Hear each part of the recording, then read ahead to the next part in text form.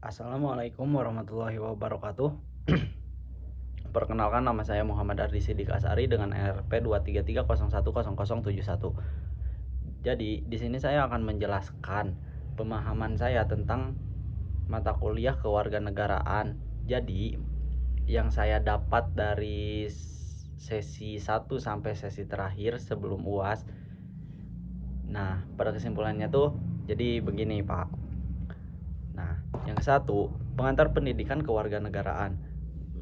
Materi ini tuh membuka dengan tujuan utama pendidikan kewarganegaraan, yaitu membentuk warga negara yang cerdas, memiliki pengetahuan atau knowledge. Nah, terus kayak mampu, memiliki keterampilan atau skill, terus berkarakter, memiliki sikap dan nilai disposition. PKN tidak hanya mengajarkan teori tetapi menanamkan kesadaran berbangsa, bernegara, dan berkonstitusi. Mahasiswa dipersiapkan agar mampu berperan aktif dan bertanggung jawab dalam kehidupan demokrasi. Nah, yang kedua yaitu kecerdasan di era global dan digital. Pada bagian ini itu menjelaskan tuntutan menjadi warga negara cerdas di era digital, yaitu seperti mampu memilih informasi, tidak semua informasi di internet benar dan bermanfaat, terus kritis terhadap hoax dan disinformasi. Warga negara harus memverifikasi sumber berita sebelum percaya atau menyebarkannya secara luas. Nah, terus tidak terjebak postrat dan propaganda. Fakta harus lebih diutamakan daripada emosi atau opini yang menyesatkan. Nah, terus yang selanjutnya yaitu identitas dan integrasi nasional. Materi ini itu menekankan dasar identitas bangsa Indonesia, yaitu Pancasila, Undang-Undang Dasar 1945, Bahasa Indonesia, Bhinneka Tunggal Ika.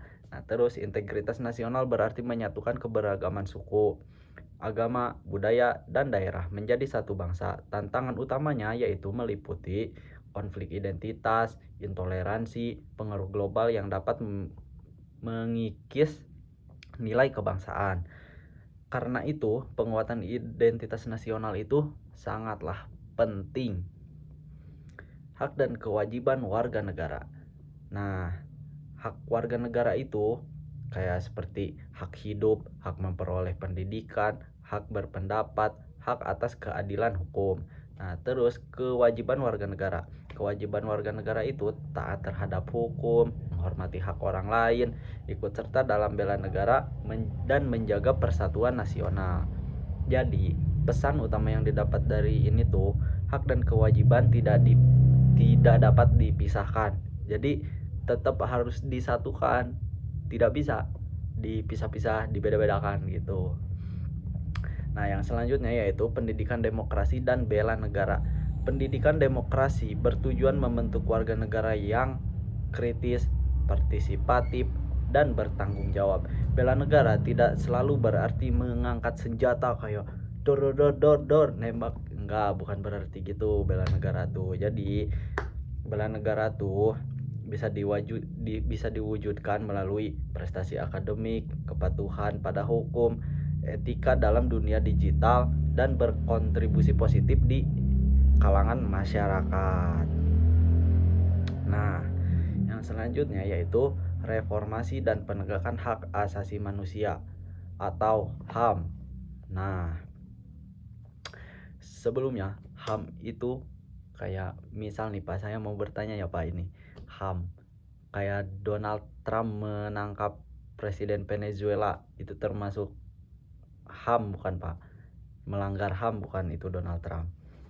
Nah, saya bertanya itu Pak. Di sini saya menjelaskan lagi aja lah Pak. Nah, terus jadi di dalam materi ini tuh pas itu menjelaskan dampak era reformasi.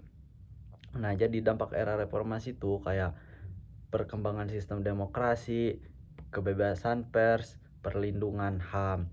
Namun, penegakan HAM itu masih menghadapi tantangan seperti ketimpangan hukum. Jadi kayak berat sebelah lah.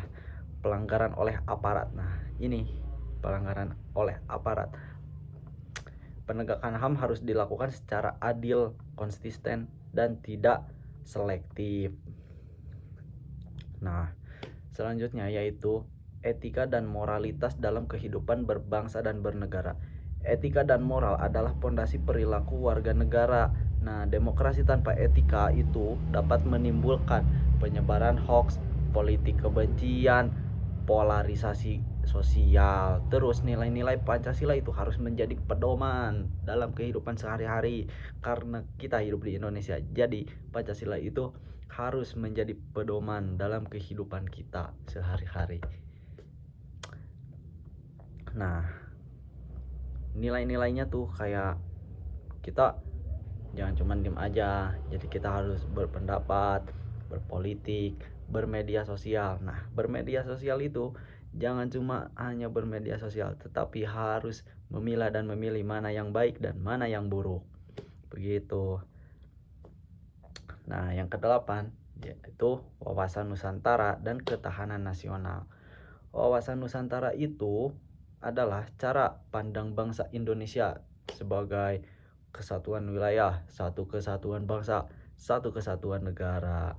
Nah, ketahanan nasional itu kayak mencakup beberapa seperti ideologi, politik, ekonomi, sosial budaya, pertahanan dan keamanan negara.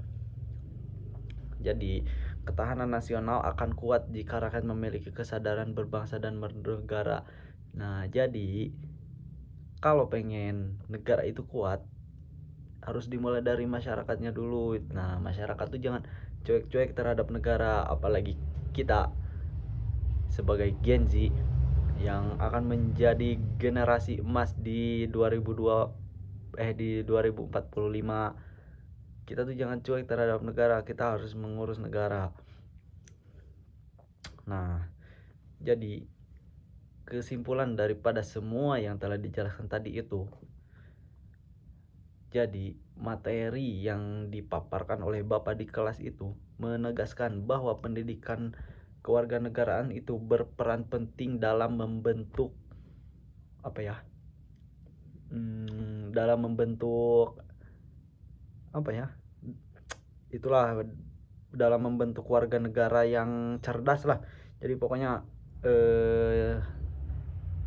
kita tuh harus menjadi warga negara yang cerdas, tidak boleh menjadi warga negara yang gampang dibodohi oleh aparat-aparat dan pemerintah-pemerintah di atas. Tetapi kita juga kita boleh mengkritik hasil kinerja pemerintah, tetapi jangan lupa kita juga harus beretika. Nah, kita tuh harus tahu kritik tuh yang gimana, jangan asal cuplas-ceplos kemana aja, itu tidak boleh seperti itu. Kita tuh harus kritik yang kritis, tidak boleh kayak asal ngomong ngeluarin statement ini itu. Nah, itu nggak boleh. Terus kita juga harus bertanggung jawab dalam hal apa itu. Nah, kita harus mempertanggungjawabkan apa yang udah kita lakukan. Jadi kita harus menjadi manusia yang sangat bertanggung jawab, tidak boleh tidak bertanggung jawab. Itu adalah